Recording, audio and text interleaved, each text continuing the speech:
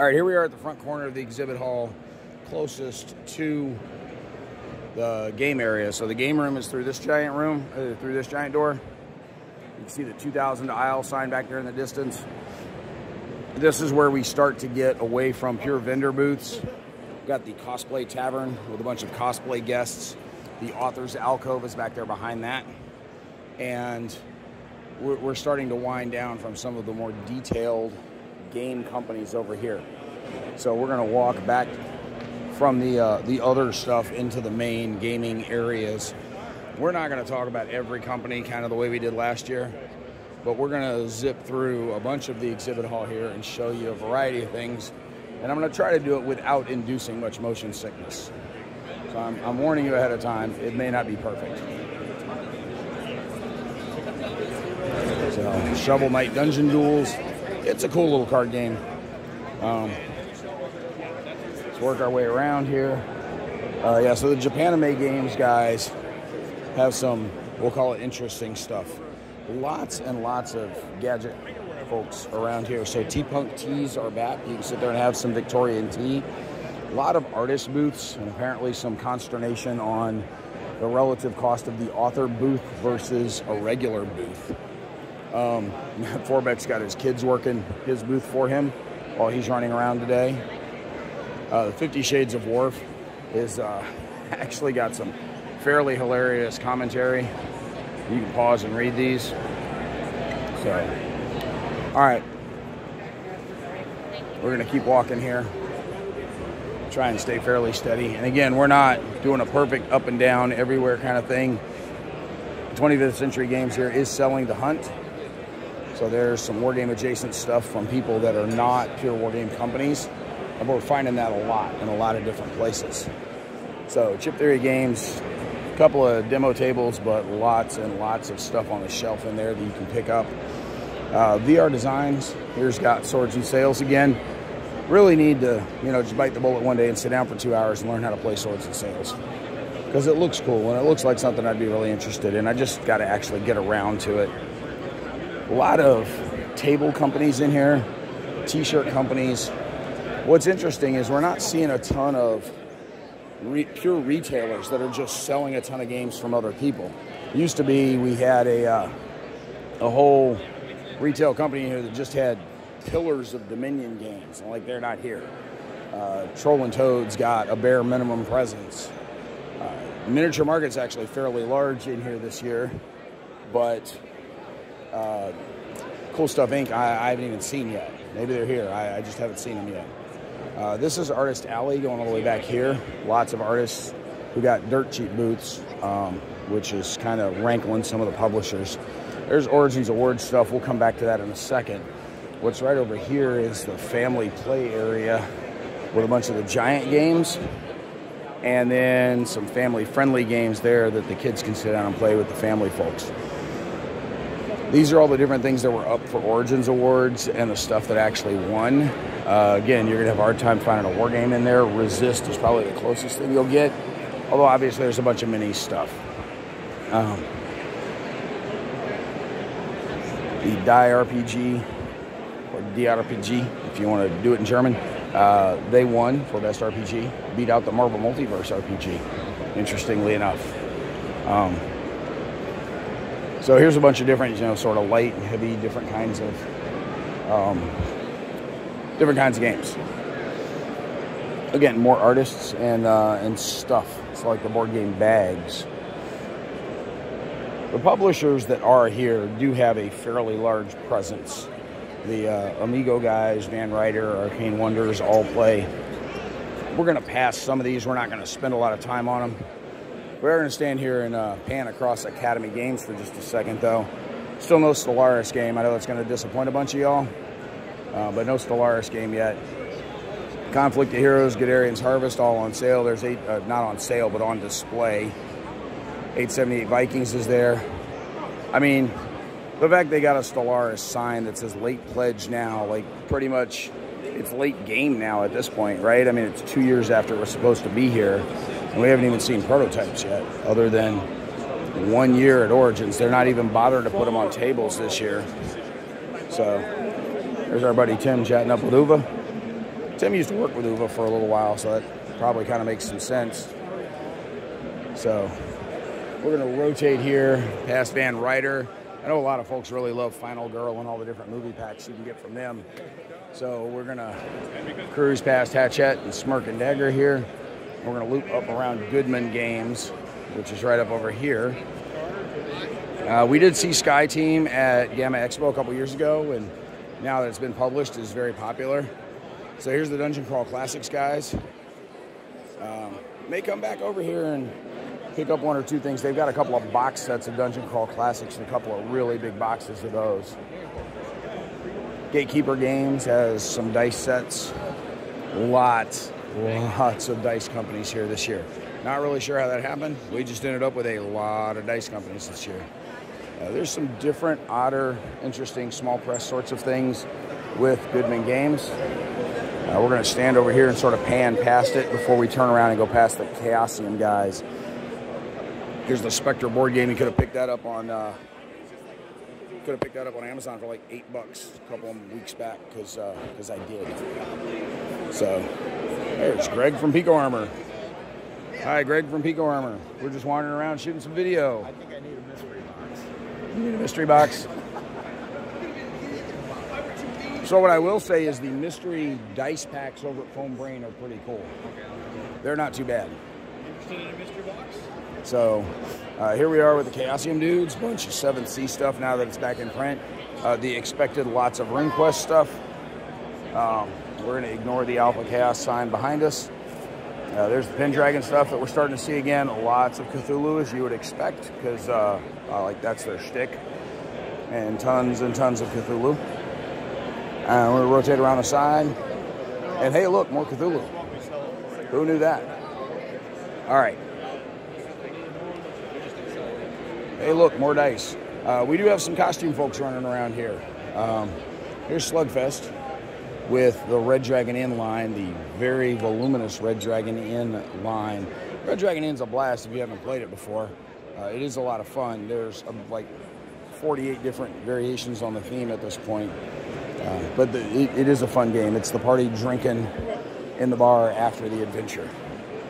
All right, we're going to loop around the mandatory pilgrimage to Enterprise Games. This is what's left after like 3 days. So there's a lot of stuff that's been gone. So like Chariots here, you can see it's out, but they can order it for you. A lot of the things you would expect for what's currently in stock at GMT. Hi, sir. We'll loop around you here. Here is what's currently on the rack.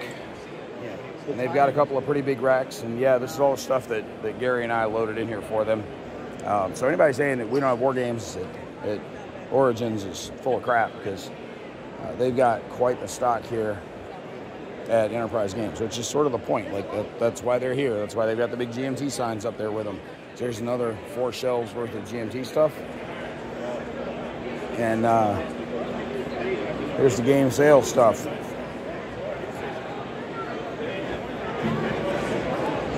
We're just shooting some video, wandering around.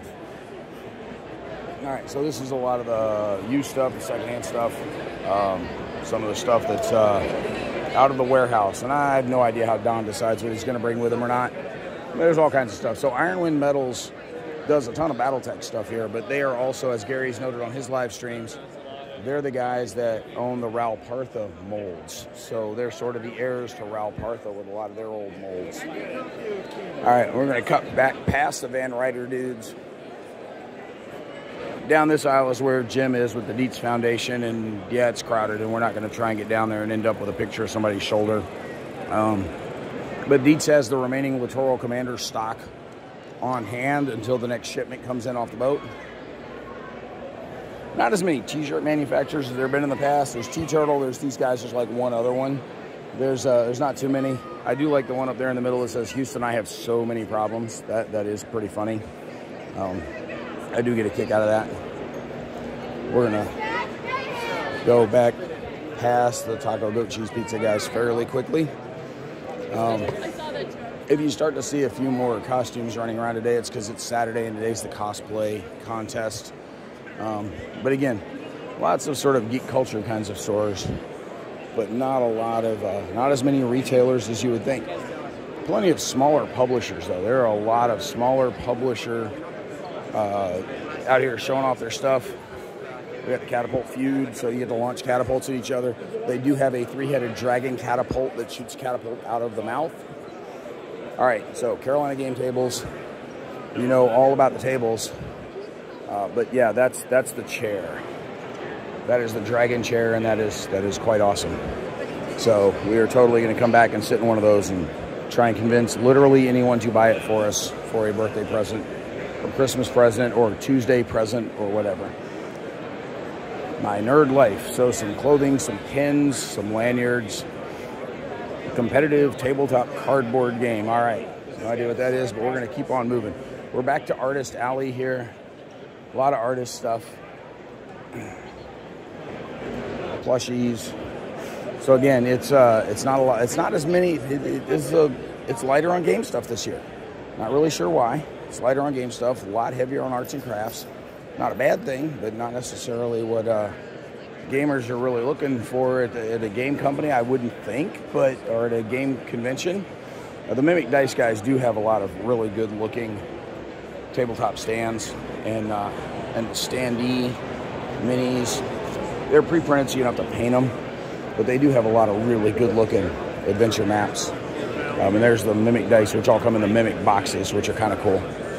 We saw those guys at the expo, and they had a lot of pretty snazzy stuff with them. All right.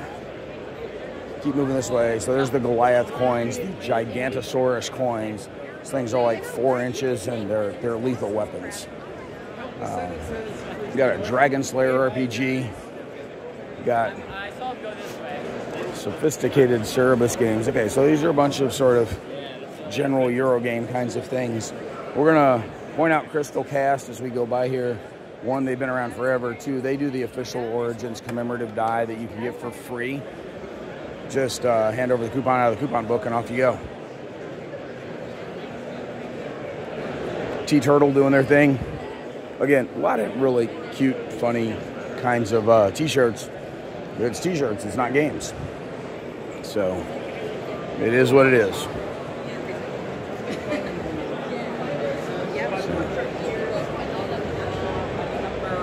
Have you considered using common sense? That is cool. This is Bushi. That is funny. All right. Hannibal, the role-playing game, because that's what the world needed. Top Secret New World Order. So interestingly enough, hey, those guys had the TSR copyright at one point until new TSR tried to snag it and run off with it and sort of shit the bed by being jerks about it. There's the Marvel Multiverse role-playing game, and if you pick it up while you're here, you can also go get Matt Forbeck to autograph it for you since he was the lead designer on that thing. So, World of Game Design here has all kinds of cool stuff, whether it's Zweihander or Morkborg or whatever, but they do have a handful of the Modiphius stuff here. So, whether it's the Fallout Warfare, Star Trek Adventures, Dreams of Machines, Achtung Cthulhu, Modiphius are not here themselves, but they do have a whole bunch of the Modiphius stuff being stacked here at World of Game Design. I'm going to loop around these guys, keep on moving. Bazaar Games is here every year with this giant demo table of glory stuff going on here. And all the displacer cats. They have Cat in the Box, and then they've got Colossal Cat in the Box. Cubicle 7 with all of the Warhammer stuff and Cypher System things they do. There's Monty Cook with Cypher System stuff. Again, this is all part of World of Game Design. They are all in here together. Cubicle 7, Monty Cook. There's the Morkborg stuff. This is all collectively part of the World of Game Design booth.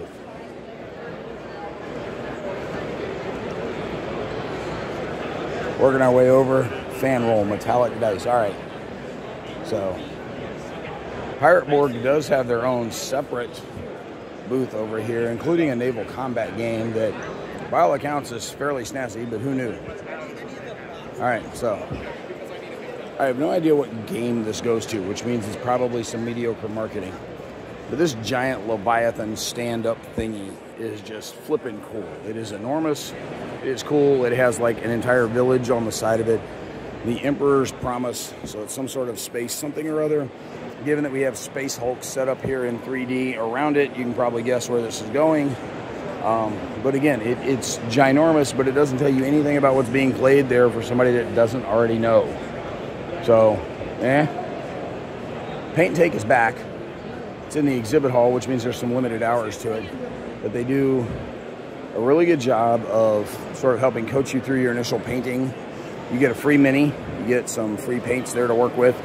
Any of the kids that come by get like a free painting set to, use down the line when they're painting at other places back home, with whatever other minis they pick up while they're here. There's an entire line that you can see lined up back there to get into the Paint and Take, which is cool. Like that's kind of neat that they've got a full load of folks jumping in here. Reaper Minis, I think, is the primary folks that are doing all the minis for these things, but I don't know that for sure. It's just all the ones I've seen happen to be Reaper. I'm sorry. But I could have missed one. All right, so the Cincinnati Arsenal gaming guys, I think these guys were the ones that did some of the displays at the edge of the exhibit hall last year where they had a couple of vendors cancel and needed to fill the space. These things really do look nice. So these guys build a lot of the terrain that you get to use with the games. And some of these things are really, really cool, really gorgeous.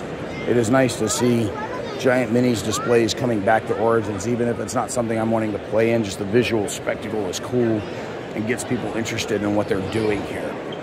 So,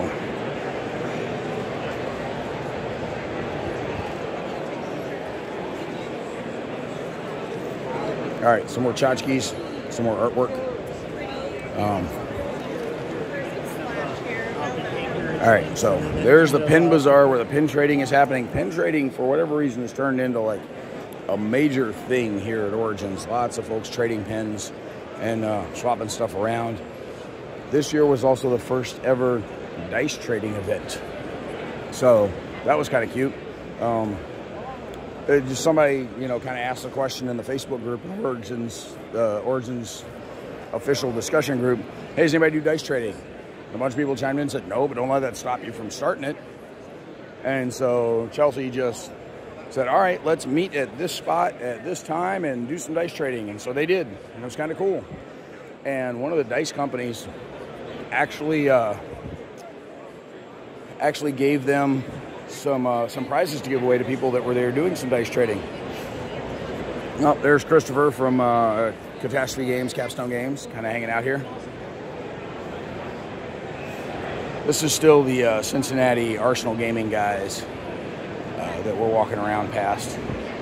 Here's the other side of the Paint and Take and All Game Terrain, and some of the other minis terrain companies are over here in this area because why not be near the Paint and Take? All right. So we're getting over towards the edge of the exhibit hall. And again, we didn't go up and down literally every aisle this year because there was a lot last year that we just didn't feel like having to spend a lot of time on. But we are looping our way back up past where Decision Games are. So we're working our way that way. So Magic Minis and more, again, they're not selling wargame related stuff, but it is, in fact, a third-party retailer, of which there just aren't a ton in here this year. And it's a little disappointing. It would have been nice to see a few more of them. There's the Blue Rondo Games guys. Just realized we didn't loop past where the Havoc card game is. That's Jason Cawley over on BGG. He's one of the guys helping run that and doing some demos and teaching. All right, we're going to loop around here. Here is Decision Games. They're in an L-shaped booth, so they've got some demos and topics and kind of where things are. So there's Wargame HQ stuff up on the shelf, A216, so today at 11, so imminently, I think as I'm recording this, they're doing some company update stuff. I got to get up there and take care of event slips for those guys.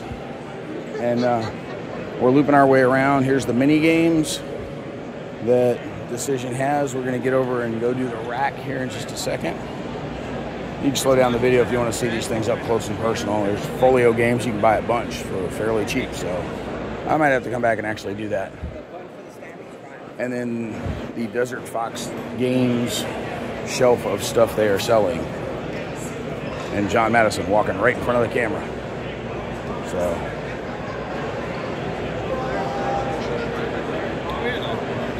okay, between these guys and Enterprise, we got a lot of different war games on sale, which is kind of cool.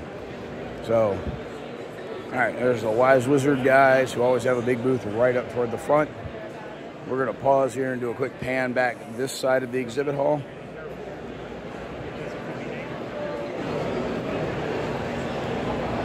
And look, it's busy. It is busy in here. It is full. There are lots of people in here. They've done a good job of spreading things out so folks aren't running over each other. They're going to clear 20,000 people this year. I'm pretty confident. There's a lot of people here, which is good. It's good. You want to see the conventions coming back. You want to see a lot of people here. We're going to talk a little later about what that attendance means and what that looks like for the wargaming community in detail.